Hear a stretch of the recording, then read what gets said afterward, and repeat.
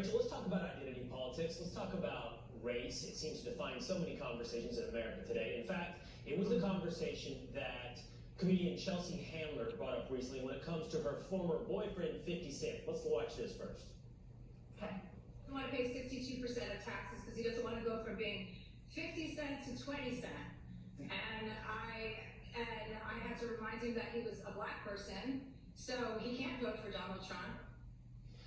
Rachel, I think irony is the word I'm looking for here. First of all, isn't that ironic? That's one of the most racist comments I could possibly imagine. But second, when it comes to these accusations of bigotry constantly, they don't seem to be working, at least when it comes to the Latino vote. I know you have some information on that. Well, can I just backtrack a little bit on Chelsia Handler? She not only said that he doesn't know he's black, so he's not allowed to vote for, she had a reminder, by the way, so he's not allowed to vote for Donald Trump. She also offered sexual favors if he would change his mind and vote for Joe Biden, which is what the left, I think, thinks is female empowerment. I thought it was absolutely disgusting for her to even joke about that. We call it prostitution. Yeah, it's pretty gross.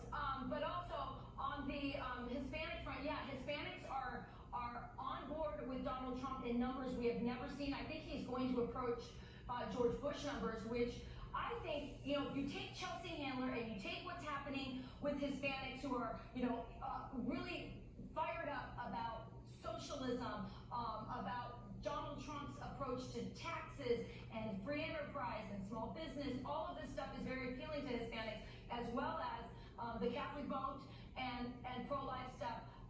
What I think is interesting, no matter what happens in this election, is you are seeing minorities, black, white, black, Asians, and Hispanics looking at things in different ways, not feeling bound by the party, waking up to the idea that there's a lot of white people that are telling them how to vote, and they don't like it. And so whatever happens in this election, I think Donald Trump is, shaking it up a bit. And I think moving forward, more Hispanics are going to vote, not based on heritage or what their dad voted for because he was a Union Democrat, but they're going to be looking at policies, and hopefully that will play out in this election too. Everybody loves freedom, right? Everyone loves opportunity, and everybody loves lower taxes. With 50 cents, and I don't want to be 20 cents, I want to be 50 cents.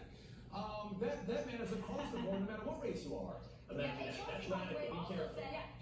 Right. It's radical. Thinking for yourself. She would pay his extra taxes, but I don't think she offered to do that for the rest of America. Right.